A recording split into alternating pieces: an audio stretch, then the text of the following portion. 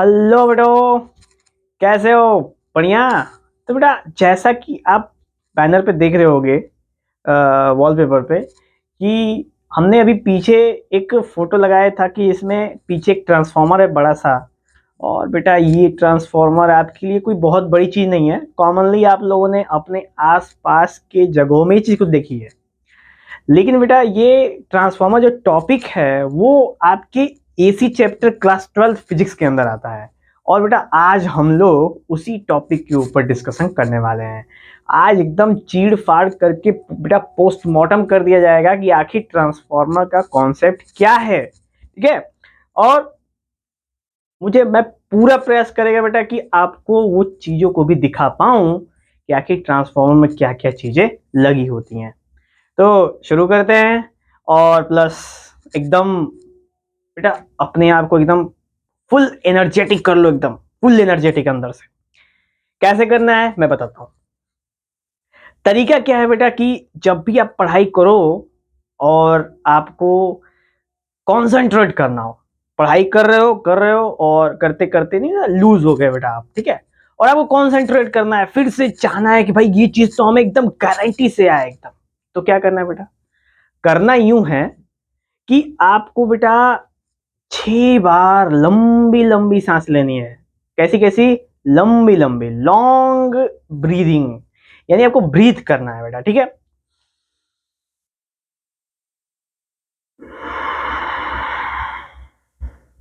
ऐसे बिल्कुल ऐसे बेटा 6 बार आप करो, 6 टाइम्स। और बेटा आप एकदम फुल कंसंट्रेटेड हो जाओगे एकदम। ओके। तो जब भी बेटा आपको जरूरत पड़े कि हमें फोकस करना है टॉपिक्स पे, तो आप इस मंत्र का प्रयोग कर सकते हो बेटा। ठीक है।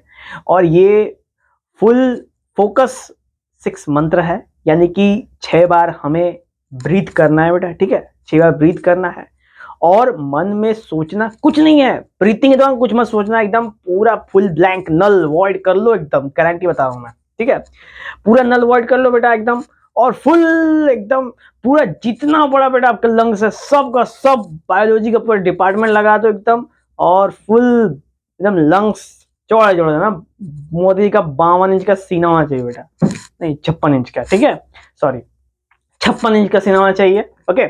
और फिर उसके बाद आप देखो, 6वें बार करने के बाद फिर आप जो महसूस करोगे बेटा, जो टॉपिक सुनोगे, कहोगे हाँ ये है, ये तो था, मजा आ गया। ठीक है। तो स्टार्ट करें हम लोग। फोकस करना है, कर लो। उसके बाद हम लोग शुरू करते हैं। तो आइए। तो बेटा सबसे पहले हम ध्यान देंगे कि एसी जो चैप्टर है उसमें ट्रांसफॉर्मर पे हम आ गए हैं। ठीक है। और भाई ये ट्रांसफॉर्मर होता क्या है? तो अगर बेटा आप मार्वल्स, डीसीज या फिर हॉलीवुड मूवीज के अगर फैन होगे बेटा, तो मैं गारंटी बताता हूं ना कि ट्रांसफॉर्मर के बारे में आप जानते ही होगे। वो जो गाड़ी के फॉर्म में चलते हैं, फिर तुरंत अपने ऑटोबॉट्स बन जाते हैं, डिसेप्टिकॉन्स, ऑटोबॉट्स, गाड़ी ट्रांसफॉर्मर्स बन के एकदम जो भी करना है बेटा एकदम कर चीड़ फाड़ कर देते हैं। ठीक है। उसकी बात हम लोग नहीं करने वाले। ठीक है।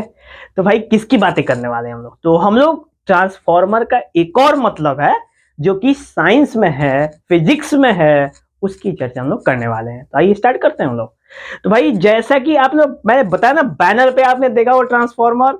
तो वो ट्रांसफॉर्मर की तो बेटा हम लोग को वैसे कहीं नहीं कि एरो गैरो नत्थु खारे कहीं चलते हुए खोल दिया उसको। भाई उसमें करंट आते रहता है, क्या गारंटी है? नेक्स्ट वीडियो बनाने के लिए हम लोग है ही ना। ठीक है। तो मैंने सोचा बेटा कि इसकी हम लोग चल के जहां पे इसकी मैन्युफैक्चरिंग होती है वहां पे मैं आपके लिए एक अलग से दिखाऊंगा कि यहाँ पे कैसे मैन्युफैक्चरिंग होती है। पर आज बेटा हम लोग इसके बेसिक प्रिंसिपल्स जानने वाले हैं, एकदम दिल खोल के, एकदम मन ओपन और फुल फोकस स्ट्रेंथ के साथ हम इसको देखेंगे। ठीक है। तो आओ स्टार्ट करते हैं हम लोग। तो बेटा सबसे पहले अगर आपसे पूछे कि ट्रांसफॉर्मर होता क्या है, तो transformer is a device. Transformer एक डिवाइस है। कैसा डिवाइस है भाई? तो ट्रांसफॉर्मर एक ऐसा डिवाइस है जो ऑल्टरनेटिंग करंट में, ठीक है बेटा, ऑल्टरनेटिंग करंट में लो वोल्टेज को हाई वोल्टेज या हाई वोल्टेज को लो वोल्टेज में क्या कर देता? कन्वर्ट कर देता है। ठीक है। तो सीन ये है, अगर आपसे पूछे व्हाट इज ट्रांसफॉर्मर, तो आप बताएंगे transformer is a device which convert alternating current at a fix point, ठीक है, इसको वहां पे एक समय के लिए फिक्स करो, जो ईएमएफ है, जो वोल्टेज है, उसको हायर से लोअर या फिर लोअर से हायर फॉर्म में बेटा इसको क्या करता है, ये कन्वर्ट करता है। तो इसी कन्वर्जन को हम क्या बोलते हैं भाई, इसी इसी ट्रांसफर को, इसी के वाइस वर्सा को ही हम लोग बोलते हैं क्या चीज, सोचो, इसी को बोलते हैं ट्रांसफॉर्मर। तो क्लियर हुआ ट्रांसफॉर्मर। आज से पहले आपने सोचा कभी ट्रांसफॉर्मर क्या है भाई, तो ट्रांसफॉर्मर एक ऐसा डिवाइस है जो हाई वोल्टेज को लो वोल्टेज कर देता है या फिर लो वोल्टेज को हाई वोल्टेज कर देता है, ठीक है। अब ये हाई वोल्टेज और लो वोल्टेज का क्या सीन है, ये कैसे करता है, हमारे आसपास जो ट्रांसफॉर्मर है वो कैसे होते हैं, तो बेटा थोड़ा सा सब्र करो, हम लोग इस पे भी बात करेंगे, लेकिन इसको स्टार्टिंग करने से पहले हम बात करते हैं इसके प्रिंसिपल्स की। यानी कि जो ट्रांसफॉर्मर होते हैं, लो हाय आए क्या, ये बेटा ये जो ट्रांसफॉर्मर्स होते हैं, ये ट्रांसफॉर्मर्स भाई इनके कुछ और भी कंडीशंस के बारे में जानना है ना, कि इसका फंक्शंस क्या है, इसके प्रिंसिपल्स क्या हैं, ये किस प्रिंसिपल पे वर्क करता है, ये भी जानना तो आवश्यक है। तो प्रिंसिपल जान लेते हैं हम लोग क्या है भाई। तो प्रिंसिपल है कि आप लोगों ने सुना होगा जब आपने ईएमआई पढ़ा हो बेटा, ठीक है, क्योंकि आप 12th में हो, तो 12th में एक चैप्टर है जिसका नाम है इलेक्ट्रोमैग्नेटिक इंडक्शन, ठीक है बेटा, बिल्कुल इस चैप्टर से पहले वाला चैप्टर है, ठीक है। और उसमें हमने इंडक्शन शब्द का नाम सुना होगा, ठीक है, जैसे कि सेल्फ इंडक्शन या फिर म्यूचुअल इंडक्शन। और उस सेल्फ इंडक्शन को छोड़ो, हम बात करेंगे बेटा म्यूचुअल इंडक्शन की। तो क्या था म्यूचुअल इंडक्शन, थोड़ा सा रिकॉल करते हैं हम लोग। तो बेटा म्यूचुअल इंडक्शन है कि ऐसा इंडक्शन जिसमें हम डबल कॉइल का प्रयोग करें, यानी एक प्राइमरी हो एक सेकेंडरी हो। अब प्राइमरी कॉइल के अंदर हम फ्लक्स की चेंजिंग करें और सेकेंडरी कॉइल के अंदर हमें इंड्यूस ईएमएफ मिले। तो इस तरह का जो फिनोमिना था जिसको बोलते हैं बेटा हम लोग म्यूचुअल इंडक्शन, यानी एक के वजह से दूसरे के अंदर जो भी प्रेरित होती है, जो भी इंडक्शन होता है क्रिएट, इसको बोलते हैं बेटा म्यूचुअल इंडक्शन। अब थोड़ा सा उदाहरण की बात कर लेते हैं, जैसे मान के चलो कि एग्जाम नजदीक आ रहे हैं बेटा, ठीक है, और आप दो दोस्त हैं, दो तीन जो भी आप लोगों की ग्रुप होगी, आप दोस्त हैं, और उस ग्रुप में क्या हो रहा है कि तुम्हारा एक दोस्त है जो कि पढ़ाई शुरू कर दी उसने, ठीक है, पढ़ाई शुरू कर दी, और तुमने शाम को 4-5 बजे फोन किया, चल भाई चलते हैं, थोड़ा सा टपरी मार के आते हैं, थोड़ा घूम के आते हैं, थोड़ा चाय पी के आते हैं, क्योंकि बेटा इसमें चाय की जरूरत बहुत गजब की होती है, ठीक है। तो चाय पी के आते हैं, फिर वो लड़का आपके घर जिसने फोन करा वो आता है और देखता है कि भाई तू तो पढ़ रहा है, देख के एकदम दोस्त की पैरों तले जमीन खिसक जाती, और ये क्या, वो पढ़ रहा है और मैं घूम रहा हूँ, मुझे टपरी करनी है, क्या सीन है भाई, क्यों कर रहा है मैं करता टपरी, ठीक है। तो ऐसा दिख के आपके अंदर एकदम एक करंट सा दौड़ जाता है, ठीक है, असली वाला नहीं, वो मन वाला अंदरूनी करंट, ठीक है, एक इंटरनल करंट दौड़ जाता है बेटा आपके अंदर, ठीक है। और वो करंट आपके अंदर क्या प्रोड्यूस करता है, एक प्रेरणा जगाता है, ठीक है, एक इंडक्शन कर देता है, कि इंड्यूस कर देता है आपको कि भाई वो पढ़ रहा है बंदा तो मैं भी पढ़ूंगा, उसका अच्छा नंबर आएगा तो मेरा भी अच्छा नंबर आएगा, और यहीं से बेटा इंडक्शन की शुरुआत होती है, ठीक है। और यही होता है बेटा म्यूचुअल इंडक्शन, यानी किसी और की वजह से आपके अंदर हुआ परिवर्तन, यानी कोई और जिम्मेदार है, म्यूचुअल, इसको कहते हैं बेटा म्यूचुअल इंडक्शन, सिंपल। अब इसी प्रिंसिपल पे बेटा हमारा ट्रांसफॉर्मर वर्क करता है। कैसे वर्क करता है भाई, तो वही चीज है, एक चीज है ट्रांसफॉर्मर क्या है आपने जाना, एक इलेक्ट्रिकल डिवाइस है जिसका काम है high voltage to low voltage या low voltage to high voltage क्या करना, ईएमएफ को कन्वर्ट करना।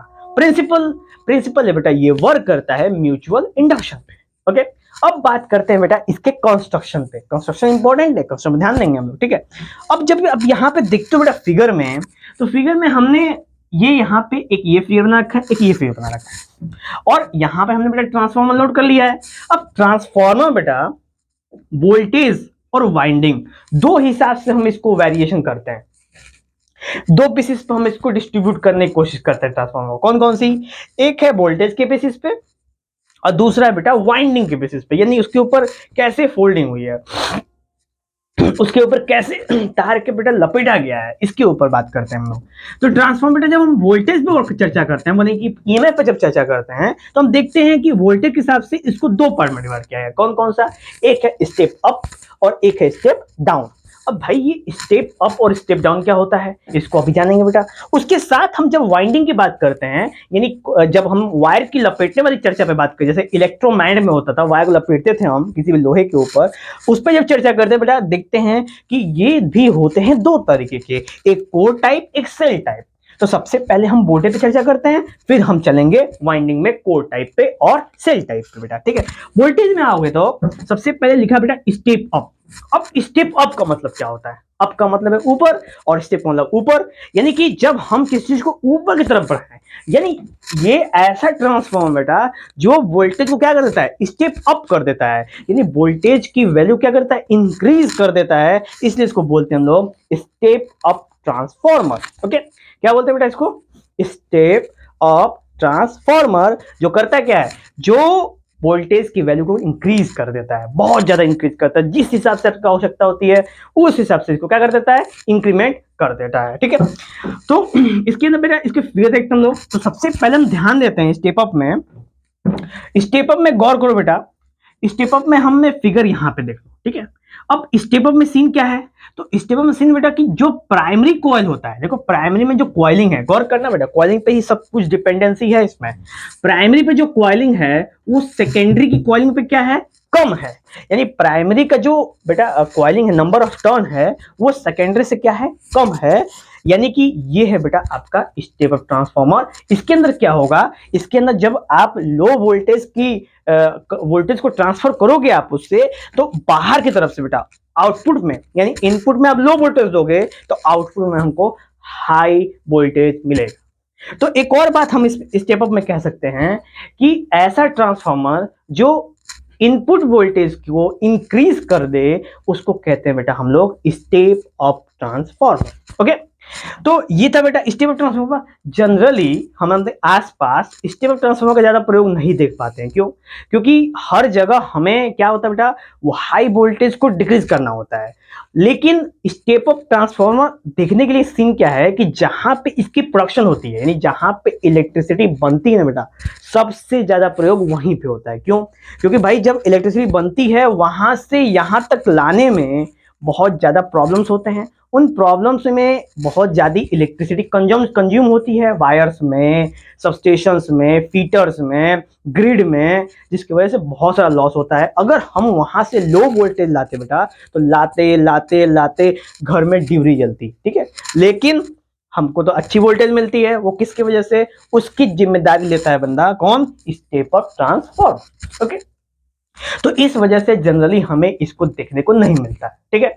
अब एक और चीज बेटा यहाँ पे हमने नोट कर रखा है, स्टेप अप में जो नंबर ऑफ टर्न है सेकेंडरी में ज्यादा होगा प्राइमरी से। गौर करो, नंबर ऑफ टर्न सेकेंडरी में ज्यादा है प्राइमरी से, पहला कॉन्सेप्ट क्लियर। दूसरा है जो E2 की वैल्यू होगी वो E1 से अधिक होगी, यानी कि जो E1 है इसकी वैल्यू बेटा इससे क्या होगी, कम होगी, यानी कि हम लो वोल्टेज अगर इसमें ट्रांसफर करेंगे तो इधर से क्या निकलेगा, हाई वोल्टेज निकलेगा, जो कि अक्सर कहाँ यूज होता है, बहुत कॉमनली, बहुत जनरली अगर देखें तो केवल पावर स्टेशंस में ही इसका प्रयोग होता है, ठीक है।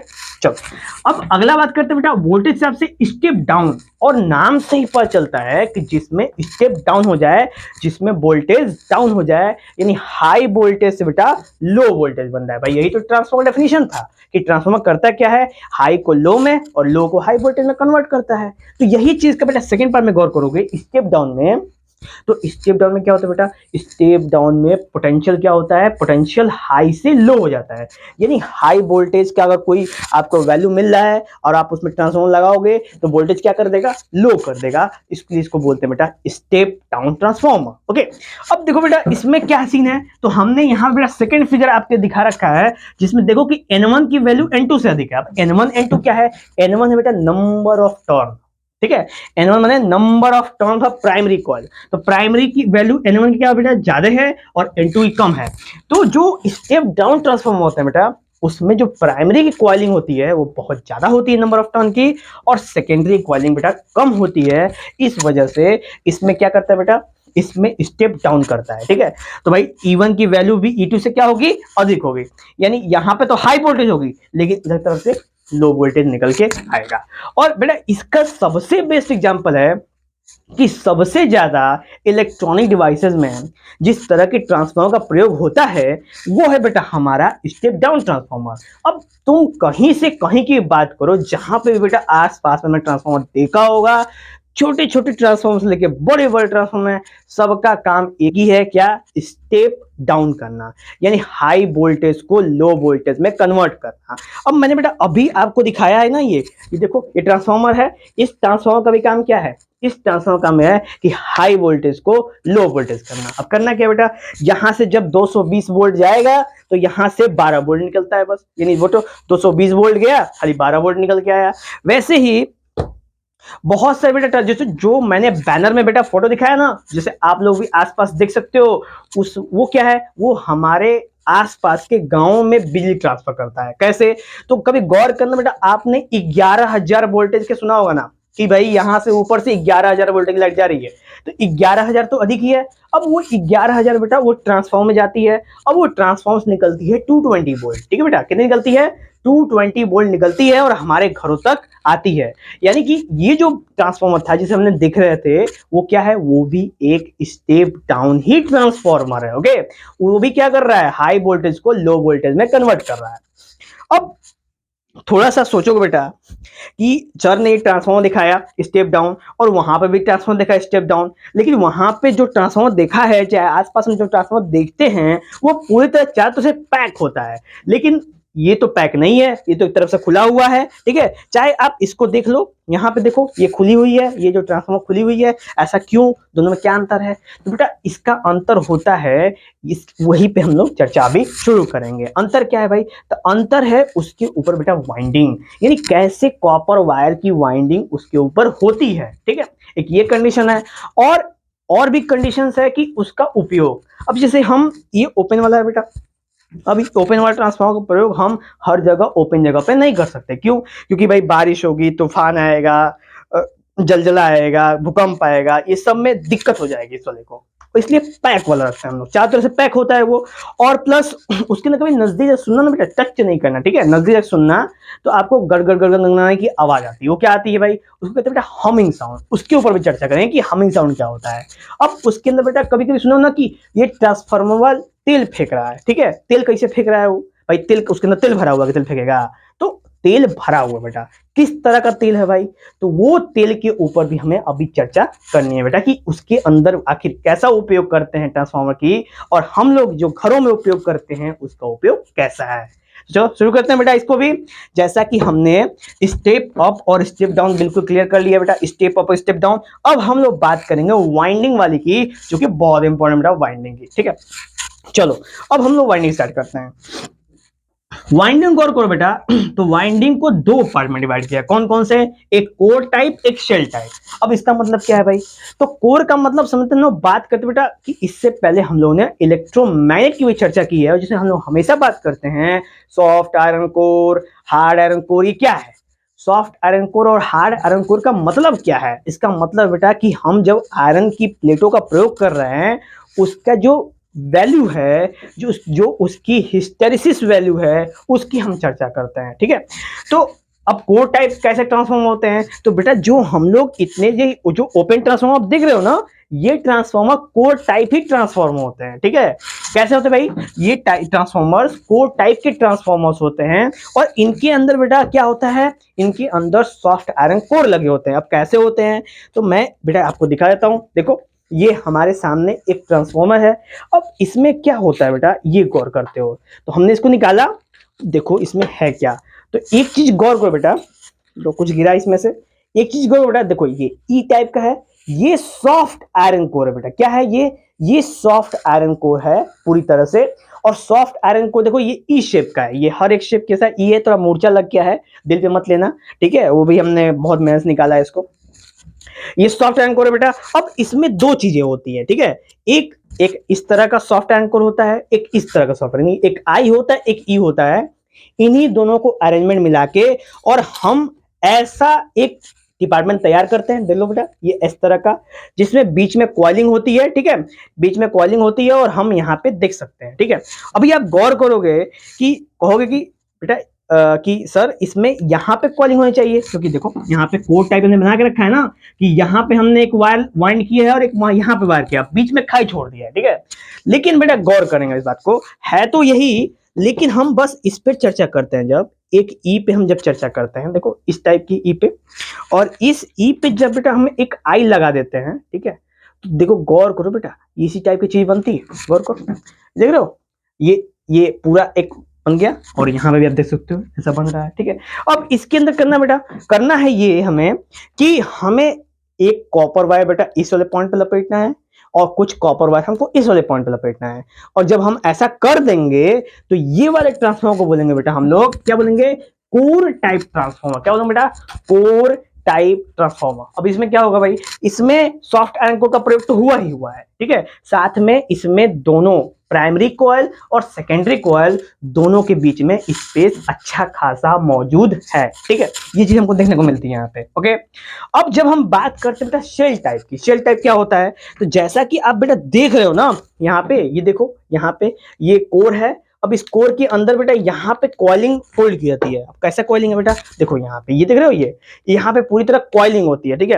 अब कैसा कॉइल होता है, तो कॉपर का, एल्युमिनियम का, जिस तरह का मटेरियल हम चाहें वहां पे उपयोग कर सकते हैं बाइंडिंग के लिए। अब इसी में बेटा इसी के ऊपर प्राइमरी भी बाइंडिंग हुई है और इसी के ऊपर सेकेंडरी बाइंडिंग भी हुई है, तो इस तरह की बेटा बाइंडिंग कहते हैं हम लोग शेल टाइप बाइंडिंग। देखो बेटा एक ही प्लेस पे प्राइमरी भी है और एक ही प्लेस पे सेकेंडरी भी है, उसको हम बोलते हैं बेटा शेल टाइप बाइंडिंग बोलते हैं। और ऐसा जिसके अंदर प्राइमरी और सेकेंडरी के बीच में स्पेस हो बेटा, दोनों में स्पेस हो, उसको बोलते हैं बेटा हम लोग कोर टाइप बाइंडिंग, ठीक है। तो जनरली तो हम देखें तो हमने शेल टाइप बाइंडिंग का प्रयोग किया बेटा, ठीक है। और एक और चीज मैं आपको दिखा दूं कि बेटा यहाँ पे हमने इस मेटल का प्रयोग किया है ना, इस मेटल के अंदर भी अगर गौर करो बेटा आप, ठीक है, ये जो मेटल का प्लेट है इसके अंदर भी ये जो हमने कोर दिखाया ना बेटा, सॉफ्ट आयरन कोर, वो वही चीज मौजूद है यहाँ पे, देखो बेटा, देखो ये देखो, है ना बेटा, कंफर्म देखो ना, देखो ये कोर है, आयरन कोर, जैसा हमने पहले आपको दिखाया था वही सेम कोर है। अब इसकी आवश्यकता क्या है, इसकी भी चर्चा करेंगे हम लोग, अभी जस्ट तुरंत चर्चा करेंगे बेटा, ठीक है। लेकिन अभी देखो ये कोर है, ये कोर, इसके अंदर आई और ई से, जो कि मैंने अभी दिखाया बेटा, ये आई और ई से मिलके ये कोर का तैयारी होती है, ओके। ये हो गया, तो ये हो बेटा कोर टाइप, और ये हो गया हमारा shell type transformer winding on the basis of winding के बेसिस पे दो पार्ट में डिवाइड कर दिया, ठीक है। अब हम लोग बेटा ये चीज तो क्लियर हो गई, ट्रांसफॉर्मर हमने वोल्टेज के ऊपर ट्रांसफॉर्मर जान लिया, वाइंडिंग के बेसिस ट्रांसफॉर्मर जान लिया। अब बेटा ट्रांसफॉर्मर आपने ये तो जाना, अभी एक और सीन है बेटा कि एक होता है नॉर्मल ओपन ट्रांसफॉर्मर, ठीक है। तो आप गौर करो बेटा, ये ट्रांसफॉर्मर पूरी तरह ओपन है, ठीक है, ओपन एयर में है, तो ये ओपन ट्रांसफॉर्मर है और ये ओपनली भी वर्क करेगा। और कुछ ट्रांसफॉर्मर ऐसे होते हैं बेटा जिनको हम एक कंटेनर रखते हैं, जो ट्रांसफॉर्मर हमारे आसपास सोसाइटी में देखने को मिलते हैं वो सारे के सारे क्लोज ट्रांसफॉर्मर होते हैं, फुल्ली पैक होते हैं। अब इसका मतलब क्या है भाई, तो इसका मतलब है कि वो ऐसी तरह का कॉइल होता है बेटा, इसी तरह का कॉपर की बाइंडिंग होती है, लेकिन हम उसको ऑयल में डिप करते हैं। अब कैसा ऑयल होता है, तो ये ऑयल होता है ऐसा बेटा जो कि इंसुलेटर की तरह वर्क करता है, ठीक है। अब इंसुलेटर का मतलब जैसे बेटा जब हमको बहुत ज्यादा कंजम्पशन की आवश्यकता पड़ती है, यानी थोड़ा हाई लेवल का हमको वोल्टेज को स्टेप डाउन करना होता है, तो हम बेटा ये नॉर्मल ट्रांसफॉर्मर का प्रयोग नहीं कर सकते। क्यों, क्योंकि इसमें नॉर्मल ट्रांसफॉर्मर में इतना ज्यादा हीट प्रोड्यूस होगा कि ट्रांसफॉर्मर बस्ट हो जाएगा या फिर इसकी कॉइलिंग जल जाएगी, पूरी तरह खत्म हो जाएगा, ठीक है। लेकिन ये पूरी तरह लेकिन जो हम लोग यूज करते हैं, आप देखे होंगे बड़ा सा डिब्बा होता है, अंदर से तीन दोनों तरफ निकला होता है, वो वाला क्या होता है बेटा कि अंदर पूरी तरह कॉपर की वायरिंग पूरा वाइंडिंग होती है अंदर कोर के साथ, और उसमें उसको बेटा ऑयल में डिप करा जाता है। कैसा ऑयल होता है, तो वो ऑयल इंसुलेटर होता है, पेट्रोलियम इंसुलेटर होता है, पैराफिनिक वैक्स होता है बेटा, ठीक है।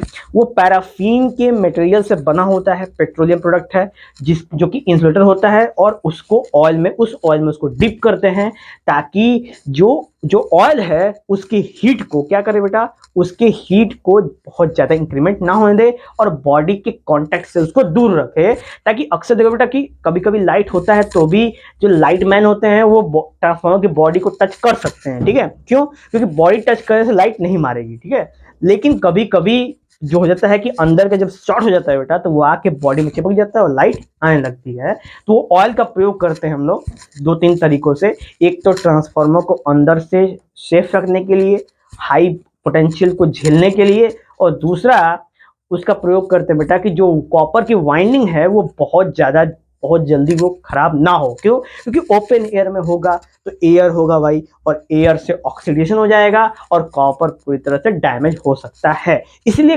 कंप्लीट क्लोज पैक हम लोग ट्रांसफार्मर का प्रयोग करते हैं हाई ट्रांसमिशन के लिए, यानी हाई वैल्यू ट्रांसमिशन होता है तो वहां पे हम लोग क्लोज पैकिंग ट्रांसफार्मर का प्रयोग बेटा करते हैं। ओके, तो ये हो जाता है बेटा हमारा वाइंडिंग में step up, step down, core type, shell type, चारों पार्ट हो जाता है बेटा यहाँ पर सब। ओके, अब हम लोग बेटा बात करेंगे इसकी थ्योरी की कि आखिर ये वर्क कैसे करता है। ओके, तो कभी गौर करना कि जब हम इस ट्रांसफार्मर का प्रयोग करते हैं, जब इस ट्रांसफार्मर का हम लोग उपयोग करते हैं बेटा, लाइट में लगाते हैं, करंट देते हैं इसमें से, तो स्टेप डाउन करेगा। अब स्टेप डाउन या स्टेप अप जब भी करेगा बेटा तो इंड्यूस ईएमएफ, यानी कि हमेशा भाई इसमें डबल कॉइलिंग है, तो एक कॉइल के अंदर करंट देते हैं हम, और इंडक्शन की वजह से दूसरे तरफ से हमको यहाँ से पोटेंशियल मिलता है स्टेप डाउन केस में। तो सीन क्या है कि जब हम प्राइमरी कॉइल में कितना ईएमएफ होगा बेटा, तो वो है -N1 d∅dt। अब N1 क्या है? Number of turn. In number of turn पे डिपेंड करेगा कि बेटा कि उसके अंदर कितना ईएमएफ होगा अकॉर्डिंग टू लेंज लॉ। गौर करो, टेंशन दिखाते हैं हम लोग लेंज लॉ।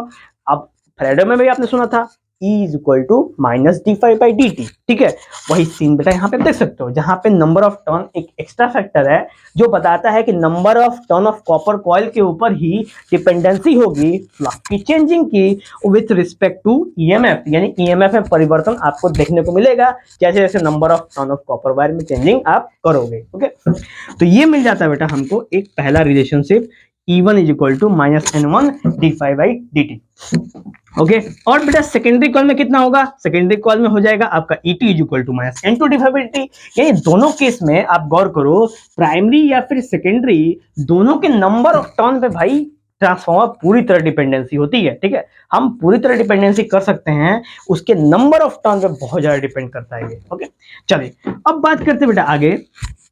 तो जब हमने क्या किया बेटा, E2 यानी E2 को बेटा E1 से जब डिवाइड कर देते हैं तो हमें एक इक्वेशन निकल के आता है क्या, कि E2 upon E1 is equal to N2 upon N1, यानी E2 अपॉन E1 की वैल्यू N2 अपॉन N1 की वैल्यू बेटा बराबर होती है। कैसे? तो भाई गौर करो कि अगर E2 की वैल्यू N2 पे डिपेंड करती है और E1 की वैल्यू N1 पे डिपेंड करती है भाई, क्योंकि नंबर ऑफ टर्न पे ही तो इनकी डिपेंडेंसी होती है बेटा। ठीक है, तो इस वजह से हम इस तरह का इक्वेशन निकल के आता है। और बेटा N2 अपॉन N1 को ही बोलते हैं लोग ट्रांसफॉर्मेशन रेशियो, यानी कि अगर N2 अपॉन N1 का रेशियो हम निकाले हैं और वो रेशियो 1 आ सकता है, या तो 1 से कम आ सकता है, या फिर 1 से अधिक आ सकता है। तो ये सारे केसेस में बेटा ट्रांसफॉर्मर की जो नेचर होता है वो अलग अलग निकल के हमको देखने को मिलता है। ठीक है, तो कभी गौर करो बेटा अगर कि प्राइमरी का जो बेटा N1 होता है और सेकेंडरी का N2 होता है।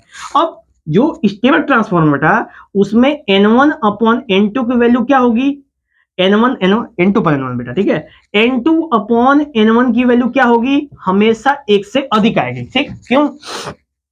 क्योंकि N2 की वैल्यू हाई है और N1 की वैल्यू बेटा कम है, यानी स्टेप अप ट्रांसफार्मर में हमेशा ट्रांसफॉर्मेशन रेशियो की वैल्यू 1 से अधिक मिलेगी। क्लियर?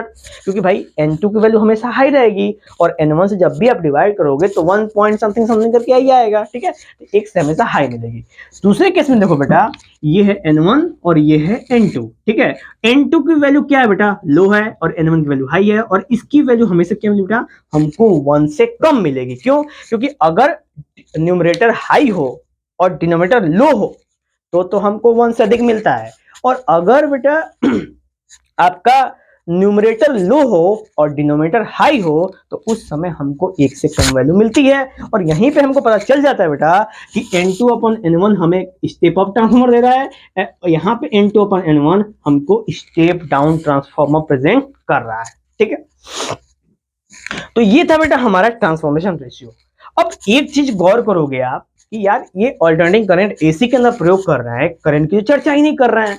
जब हम करंट की चर्चा करते हैं बेटा, तो यहाँ पे एक और रेशियो बढ़ जाए जिसको कहते हैं I1 अपॉन I2। तो गौर करो, E2 upon E1 is equal to N2 upon N1 is equal to I1 upon I2। यानी कि नंबर ऑफ टर्न और ईएमएफ से जो करंट होता है बेटा, बिल्कुल इनवर्सली प्रोपोर्शनल। इसका मतलब क्या? इसका मतलब ये कि अगर ईएमएफ की वैल्यू बढ़ती है या फिर घटती है, तो उसी रिस्पेक्ट में बेटा करंट की भी वैल्यू बढ़ती और घटती है। कैसे? तो कभी गौर करना कि अगर स्टेप अप ट्रांसफॉर्मर है तो उसमें क्या है, स्टेप अप में क्या करता है बेटा, स्टेप अप में वो पोटेंशियल बढ़ा देता है, यानी लो पोटेंशियल को हाई कर देता है। और जब लो पोटेंशियल को हाई करेगा तो उस समय करंट क्या हो जाएगा बेटा, करंट हो जाएगा डाउन। ठीक है, क्यों? क्योंकि देखो E2 और I1 में कैसा रिलेशन है, इनवर्सली प्रोपोर्शनल का रिलेशन है। ठीक है, अगर E2 की वैल्यू बढ़ेगी तो I1 की वैल्यू क्या होगी बेटा, अपने आप उसके ऊपर डिपेंडेंसी हो जाएगी इनवर्सली में। ओके, तो ये सीन है कि अगर स्टेबल ट्रांसफार्मर में ईएमएफ की वैल्यू बढ़ती है तो करंट की वैल्यू घटेगी, और स्टेप डाउन में अगर पोटेंशियल की वैल्यू घटती है तो करंट की वैल्यू बढ़ेगी, क्योंकि ये इनवर्सली प्रोपोर्शनल है। और इस वजह से बेटा ये कंजर्वेशन ऑफ एनर्जी को वायलेट नहीं करता। ठीक है, नहीं तो आपके दिमाग में एक सवाल आ सकता है कि सर जब ऐसा हो रहा है कि अपने आप वोल्टेज बढ़ा दे रहा है और घटा दे रहा है, तो ये तो कंजर्वेशन ऑफ एनर्जी के खिलाफ है कि भाई कहां से ये ला रहा है इतना पोटेंशियल बढ़ाने के लिए और घटाने के लिए। तो सबसे बेस्ट चीज यही है बेटा कि अगर ये पोटेंशियल में परिवर्तन कर रहा है तो उसके रिस्पेक्ट में करंट में भी चेंजिंग हो रही है। ठीक है, इस वजह से हम कह सकते हैं कि it doesn't violate the conservation of energy, it follow the conservation of energy. Okay, तो ये था बेटा हमारा ये तीनों करंट, ईएमएफ और पोटेंशियल का रेशियो, और N2 अपॉन N1 है बेटा ट्रांसफॉर्मेशन रेशियो। Okay, clear? अब बचता है इसके बाद एफिशिएंसी, यानी कि जब भी हम एफिशिएंसी की चर्चा करते हैं, यानी कोई भी मशीन है, कोई भी डिवाइस है, एक उसकी कैपेसिटी होती है बेटा, एक उसकी औकात होती है कि वो कब कहां तक वो उपयोग कर सकता है, या कहां तक हम उसका उपयोग कर सकते हैं और वो कब तक वर्क करेगा। तो जब भी हम ट्रांसफॉर्मर डिवाइस की बात करते हैं बेटा ना, तो उसकी एफिशिएंसी 90 से 99% होती है, यानी 90 to 99% होते हैं जनरली। और अगर कोई एनर्जी उसके अंदर से लॉस नहीं हो रहा है बेटा, तो इसका मतलब वो टोटली 100% वर्क करती है बेटा। ठीक है, और अब मैं कह सकता हूं दावे के साथ बेटा कि हमारे पूरे इलेक्ट्रॉनिक के इतिहास में कोई भी ऐसा डिवाइस नहीं है जो ट्रांसफॉर्मर की तरह एफिशिएंसी के साथ वर्क कर सके। ठीक है, तो इसलिए कह सकते हैं बेटा कि हम लोग की खोज, यानी ह्यूमंस की सबसे जो खतरनाक खोज है इलेक्ट्रॉनिक्स के अंदर, वो है बेटा ट्रांसफॉर्मर। ओके, जो कि 100% तक एफिशिएंसी दे सकता है। ठीक है, तो ये था बेटा हमारा ट्रांसफॉर्मेशन का। एफिशिएंसी की बात करो, अब एफिशिएंसी निकालो कैसे, तो efficiency N is equal to output power upon input power into 100%। Simple formula है, ये कहीं पे भी वर्क हो जाता है बेटा, जहां चाहो आप यहाँ पे इसका वर्किंग कर सकते हो। ठीक है, तो ये था बेटा हमारा required efficiency, transformer ratio, types of transformer, उनकी वाइंडिंग, और हमने बहुत सारे ये सब खिलौनों को भी देखा बेटा जो ई और आई के फॉर्म में रिप्रेजेंट है। हमने कोर वाले ट्रांसफॉर्मर को भी देखा, वाइंडिंग भी देखी, और इसके अंदर बहुत सारी चीजों को बेटा हमने ऑब्जर्व किया। ठीक है, अब बेटा समय आता है हमें ट्रांसफॉर्मर में कुछ और भी चीजों को लेटेस्ट जानने का। अब वो क्या है, वो है बेटा कि हमें एनर्जी लॉस इन ट्रांसफॉर्मर, यानी ट्रांसफॉर्मर में एनर्जी लॉस होती है। भाई कोई भी ऐसा डिवाइस नहीं है धरती पे जो कुछ ना कुछ उसके डिमेरिट्स ना हो। ठीक है, तो वैसे ही हमारे ट्रांसफॉर्मर के भी कुछ डिमेरिट्स हैं, उन्हीं डिमेरिट्स पे बेटा हम लोग चर्चा करना है। तो अगर आप गौर करो बेटा कॉर्नर में देखो, तो हम यहाँ पे नोट किया एनर्जी लॉस इन ट्रांसफॉर्मर, यानी ट्रांसफॉर्मर एनर्जी किस तरीके से लॉस होती है उसे ही हम यहाँ पे देखते हैं। ठीक है, अब देखो बेटा ट्रांसफॉर्मर एनर्जी 5 तरीके से बेटा यहाँ पे लॉस होती है। ठीक है, 5 वेज हैं जहां पे एनर्जी लॉस होती है, जिसमें हमने बारी बारी से बेटा हर एक पे चर्चा करनी है। तो सबसे पहला है बेटा कॉपर लॉस। अब कॉपर लॉस क्या होता है, तो गौर करो बेटा कि अगर हम इसके अंदर देखेंगे, अगर हमने इसके अंदर टॉन करके देखा, जो कि अभी हम कर सकते हैं, टॉन देख लेते हैं बेटा। ठीक है, इसको ये वैसे ही बेटा ये नया है। ठीक है, मैं आपको बस दिखाने के लिए, ओहो हो,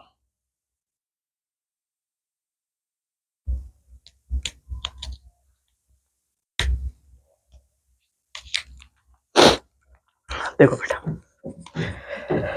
ये है कॉपर। अब इसके अंदर कॉपर का प्रयोग किया गया है। अब पहला जो है कॉपर लॉस, ये कॉपर लॉस होता क्या है? तो जब भी करंट कॉपर से पास करता है इस वाइंडिंग के अंदर, तो होता क्या है कि कॉपर में जब करंट के पासिंग होने से फ्लक्स की चेंजिंग होगी। फ्लक्स की चेंजिंग होगी तो उसमें बेटा हीट के फॉर्म में उसके अंदर आई आई हीट के फॉर्म बेटा H is equal to I square R T, इस फॉर्मूले के हिसाब से इसमें से लॉसिंग होती है हीट के फॉर्म में। और जिसकी वजह से बेटा कॉपर के ओरिजिनल स्ट्रक्चर के ऊपर थोड़ा सा डिफेक्ट आता है, जिसको हम बोलते हैं बेटा हम लोग कॉपर लॉस। ठीक है। और फिर कुछ दिनों में होता है कि बेटा कॉपर उतना ही रहता है इसके अंदर। ठीक है, कॉपर रहती है, लेकिन जितनी कॉपर शुरुआत में एंटर किया होता है उस डिवाइस के अंदर, कुछ दिनों बाद यानी 4-5 साल 7 साल बाद जब आप उसको निकालोगे, वही सेम वजन कॉपर का आपको नहीं मिलेगा। क्यों? क्योंकि भाई उसके अंदर होता है कॉपर का लॉस। ठीक है, आप इसे देख सकते हो। अब ऐसा नहीं कि एक सीजन में तुरंत आज गर्मी में करना और फिर अगले सीजन खोना करना, सर लॉस ही नहीं हुआ, नहीं। आपको थोड़ा लंबा समय लेना पड़ेगा। ये लंबे समय तक जब तक वो वर्क करेगा तब जाके अंदर कॉपर की लॉसिंग होती है। ओके, ये था पहला पॉइंट। दूसरा पॉइंट है बेटा eddy current loss. Eddy current loss क्या है? तो जैसा कि बेटा ये एडी करंट में हमारा इसका प्रयोग करते हैं हम लोग, किसका? सॉफ्ट आयरन कोर का। अब सॉफ्ट आयरन कोर बेटा इसमें होता क्या है ना कि वाइंडिंग होती है प्राइमरी कॉइल और सेकेंडरी कॉइल की। प्राइमरी कॉइल से फ्लक्स में चेंजिंग होकर निकलती है और सेकेंडरी कॉइल में इंड्यूस करके वो बनती है। ठीक है। अब एडी करंट लॉस में क्या है कि इसके वजह से कभी कभी क्या होता है कि अगर हम इस तरीके से इसको ओपन छोड़ देते हैं ना बेटा, अगर हम इसको ओपन छोड़ दें ऐसे, मैंने हमने ट्रांसफॉर्मर बनाया, ये ट्रांसफॉर्मर की हम लोग बात करते हैं। अभी मैंने इसमें से बेटा ये कवर निकाला था। अब हम इस कवर को अगर हम ओपन छोड़ देना तो इसमें क्या होगा बेटा, कॉन्टिन्यूसली बेटा इसमें से क्या होगा, इसमें से जो फ्लक्स होगा वो बाहर फेंकेगा, माने आउट ऑफ द ट्रांसफॉर्मर जाने लगेगा, जिसके वजह से जितना वो टोटल फ्लक्स है बेटा, वो टोटल का टोटल फ्लक्स सेकेंडरी कॉइल पे, सेकेंडरी वाले बेटा पॉइंट पे कॉइल पे ट्रांसफर नहीं हो पाएगा, और जिसके वजह से हमें रिक्वायर्ड अमाउंट ऑफ वोल्टेज की प्राप्ति नहीं होगी। ठीक है, तो ये था बेटा हमारा eddy current loss. Okay, next है बेटा हिस्टेरिसिस लॉस। तो जब कंटिन्यूअसली हम एक ही मटेरियल को प्रयोग करते हैं, जैसे हमने अभी दिखाया बेटा ये कॉपर है, अरे ये आयरन का बेटा सॉफ्ट आयरन कोर है, इसमें जंग लग गई है, इस तरीके से लॉस होता है बेटा। प्लस जब हम कंटिन्यूअसली ट्रांसफार्मर का प्रयोग करते हैं तो उसके अंदर बेटा जैसे कॉपर लॉस हो रहा था हीट के फॉर्म में, वैसे ही हिस्टेरिसिस लॉस यानी कि इस सॉफ्ट आयरन कोर की बेटा कोर्सिविटी एंड रिटेंटिविटी, कहने का मतलब क्या है, यानी इसके मैटाइजिंग पावर और डीमैटाइजिंग पावर बेटा इसके अंदर होने लगता है परिवर्तन। यानी कि धीरे धीरे अब उस लेवल को बेटा जब नए आप ट्रांसफॉर्मर लाओगे, जितना वो फ्लक्स नए वाले कोर में ट्रांसफर करेगा, कुछ समय बाद वो सेम फ्लक्स पुराने वाले कोर में ट्रांसफर नहीं करेगा due to hysteresis loss. Okay, next है बेटा, ये हो गया हिस्टेरिसिस लॉस। तीसरा बेटा फ्लक्स लीकेज। फ्लक्स लीकेज क्या है? तो मैंने अभी बताया बेटा हिस्टेरिसिस लॉस में कि हम इसका प्रयोग क्यों करते हैं, ताकि जो एक्स्ट्रा फ्लक्स है इसके अंदर से, जो मैग्नेटिक फ्लक्स इसके अंदर इंड्यूस ईएमएफ बन रहा है, वो बाहर ना निकले, और फ्लक्स अगर लीकेज हुआ तो हमें एक्यूरेट अमाउंट ऑफ बेटा हमको क्या इंड्यूस ईएमएफ नहीं मिलेगा, और हमको ओवरऑल हम देखेंगे तो हमें वोल्टेज का बेटा लॉस देखने को मिल सकता है। ठीक है, तो ये हो गया बेटा फ्लक्स लीकेज। फिर नेक्स्ट है बेटा लास्ट है जो, वो है हमिंग लॉस। तो जब भी कभी ट्रांसफार्मर आप चलते हुए बेटा आसपास दिखना, बड़े बड़े ट्रांसफार्मर होते हैं, वहां से जब आप पास से गुजरोगे ना और उसमें करंट होगा तो उसमें गन की आवाज आएगी, यानी कंटिन्यूसली गनगनाने की उसमें से आवाज आती रहेगी, इस तरह की आवाज आती रहेगी। इसको बोलते हैं बेटा हमिंग लॉस। यानी कि वहां पे साउंड प्रोड्यूस हो रहा है, अब साउंड प्रोड्यूस होने में कुछ ना कुछ तो वाइब्रेशन हो रहा होगा, और उस वाइब्रेशन से बेटा वहां पे कुछ इंड्यूस ईएमएफ में लॉसिंग होती है, इसको बोलते हैं बेटा हमिंग लॉस। तो ये तो बेटा हमारे सामने 5 तरीके जिसमें हम कह सकते हैं कि ट्रांसफार्मर में एनर्जी लॉस होता है। लेकिन फिर भी गौर करो बेटा, हमारे पास एफिशिएंसी 90 से 99% है, टोटल 99%, यानी मात्र 1%, और ये सबसे मैक्सिमम एफिशिएंसी बेटा बहुत सही है। ठीक है, फिर भी हम बहुत प्रयास करते हैं कि इस तरह के लॉस को कम किया जा सके, जिसकी वजह से हम अच्छे क्वालिटी के ट्रांसफार्मर का प्रयोग करते हैं बेटा। कभी भी तो जनरली ये तो कोर टाइप ट्रांसफार्मर बेटा, आपने कभी टोरॉइडल ट्रांसफार्मर देखा है, टोरॉइडल जो टोरॉइड के फॉर्म में होता है, यानी कि जो गोल गोल ट्रांसफार्मर होता है, ठीक है। मैं आपको दिखाऊंगा गोल वाला ट्रांसफार्मर कि गोल वाला ट्रांसफार्मर कैसे देखने में होते हैं। वो गोल होते हैं, पूरा टोरॉइड की तरह होते हैं, ठीक है। और उनकी जो क्वालिटी होती है बेटा कोर वाले से बहुत तकड़ी होती है और महंगे भी आते हैं सब बेटा, ठीक है। और उनके उनके उनके अंदर जल्दी लॉसिंग वाला केस नहीं होता है। क्यों? क्योंकि उसके अंदर कोर का प्रयोग काफी कम किया जाता है, यानी सॉफ्ट आयरन कोर का प्रयोग उतना नहीं करते हैं, मैक्सिमम कॉपर का ही प्रयोग उसके अंदर करते हैं बेटा, ठीक है। तो इस वजह से लॉसिंग का चांस कम हो जाता है उसके अंदर बेटा बस कॉपर लॉस होता है, क्योंकि कोर कम है तो एडी करंट, हिस्टेरिसिस और फ्लक्स काफी कम होता है, ओके। और हमिंग लॉस तो बेटा सब में होगा, क्योंकि हमिंग यानी कि हमिंग साउंड तो सब में आनी ही आनी है। फिर भी हम बहुत ट्राई कर रहे हैं, हमारे इंजीनियर्स लगे हुए हैं कि नए नए तरीके के ट्रांसफॉर्मर बनाने की कोशिश किया जाए, ताकि ये सब लॉसिंग को रोका जाए और हम मैक्सिमम एफिशिएंसी ऑफ एनर्जी का उपयोग कर सके, ठीक है बेटा। अब बेटा लास्ट की हम लोग बात कर, तो बेटा हम लोग बात कर रहे थे ना अभी कि जो लॉसेस हो गए थे कि लॉसेस कैसे होते हैं भाई। तो ये 4-5 तरीके हैं लॉसेस करने के, तो हमने सब पे ऊपर बारी बारी से चर्चा करी, ठीक है। अब सीन आता है बेटा इसके आखिरी पड़ाव पर हम पढ़ते हैं कि ट्रांसफार्मर में सीन क्या है कि इसके यूजेस बचते हैं और लॉन्ग डिस्टेंस ट्रांसमिशन होता है। अब हमको सबसे पहले लॉन्ग डिस्टेंस ट्रांसमिशन पर चर्चा कर लेते हैं, फिर हम लोग यूजेस भी देख लेंगे, ठीक है।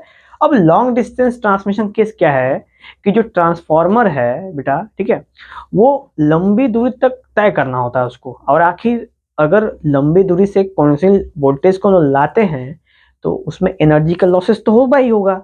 तो भाई क्या वो एनर्जी लॉस हमें मिल, क्या वो वाली एनर्जी हमें अपने घर तक मिल पाएगी? यानी ये जो इतनी प्रकाश है, इतनी लाइट है हमारे आसपास, क्या हमको मिल पाती?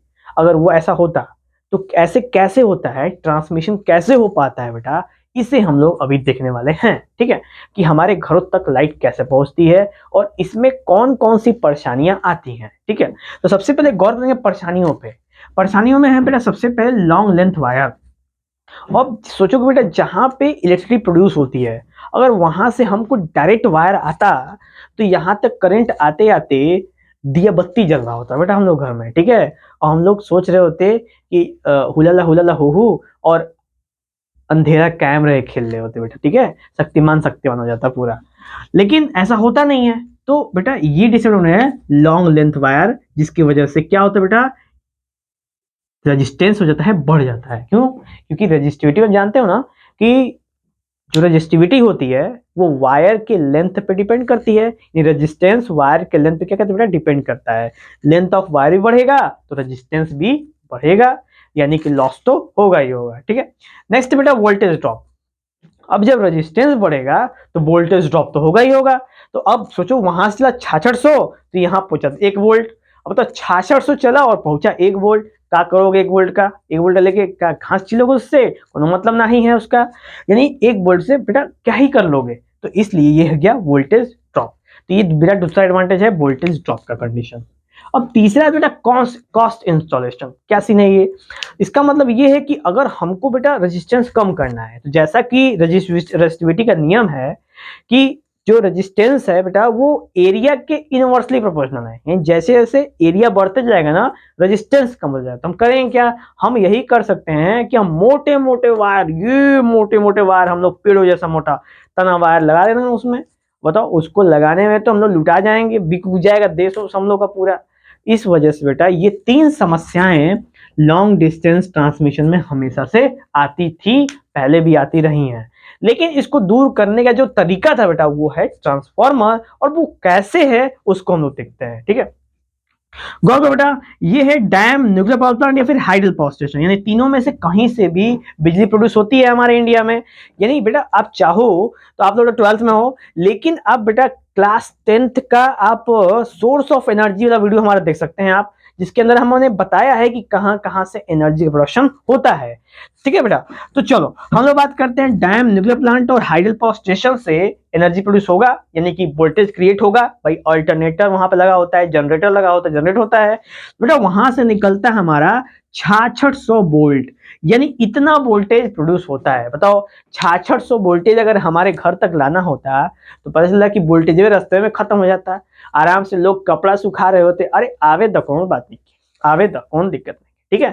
तो कपड़ा तो सूखता नहीं है बेटा, लाइन मार देगा इस समय। तो 6600 वोल्टेज को करते हैं क्या बेटा, हम लोग जनरेटिंग स्टेशन से स्टेप अप ट्रांसफॉर्मर लगाते हैं। क्या करते हैं बताते हैं बेटा कि स्टेप का प्रयोग कहाँ करते हैं, तो जहां पे इलेक्ट्रिसिटी प्रोड्यूस होता है वहां पे हम स्टेप अप ट्रांसफॉर्मर का प्रयोग करते हैं, ताकि हमारे यहाँ आते आते एनर्जी खत्म ना हो, वोल्टेज लॉस ना हो, और हमें एक निश्चित अमाउंट ऑफ पोटेंशियल मिल पाए, जिसका उपयोग हम अपने आराम से अपने घरों में कर सकें। अब सीन क्या है ये देखते हैं बेटा। 6600 वोल्टेज है, स्टेप अप लगा के ट्रांसफॉर्मर हमने क्या बना दिया बेटा, 1,32,000 बना दिया हमने। यानी बेटा 6600 वोल्टेज को हमने अप करके क्या बना दिया, 1,32,000 वोल्ट बना दिया हमने। फिर क्या किया हमने, 1,32,000 को हमने स्टेप डाउन करके कितना दिया बेटा, 33,000 में कन्वर्ट कर दिया।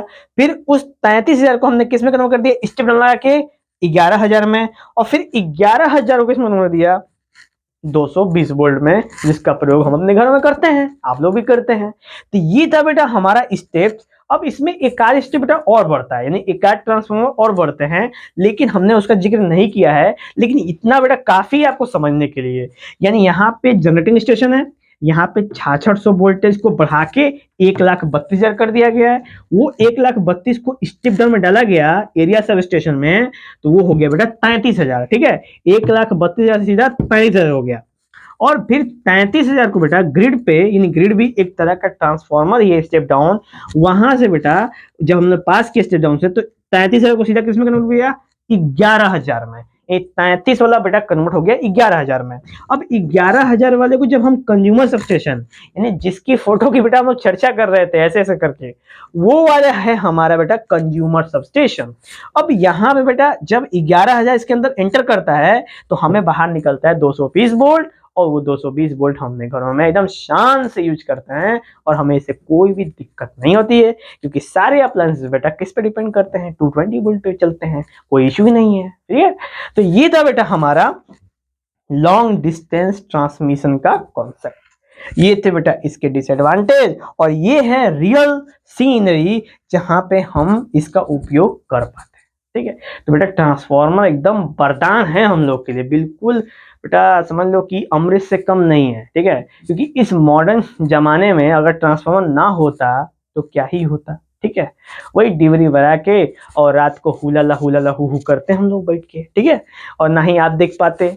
ठीक है, इतने शान से मजे लेके नहीं देख पाते। ओके, चलिए अब बात करते हैं बेटा हम लोग ट्रांसफॉर्मर की। ठीक है, ट्रांसफॉर्मर बेटा यूजेस देख लो, सबसे आखिरी टॉपिक है, इसके बाद हम लोग इसको कवर अप कर दिया जाएगा। तो बेटा यूजेस है, टेलीफोन्स रेडियो में इसका प्रयोग होता है, एसी टीवी में प्रयोग होता है, स्टेबलाइजर्स में, स्टेबलाइजर जो घर में लगे होते हैं, इलेक्ट्रिक वेल्डिंग में होती है प्रयोग, इंडक्शन फर्नेस, फर्नेस मतलब भट्टी होती है। ठीक है, जिस भट्टी में लोहा टीना कापर कुछ पिघलाते हैं ना, उसको इंडक्शन फर्नेस भी कहते हैं। इन जो भट्टी ट्रांसफार्मर की मदद से यानी कि इलेक्ट्रिसिटी चले उसको इंडक्शन फर्नेस कहते हैं।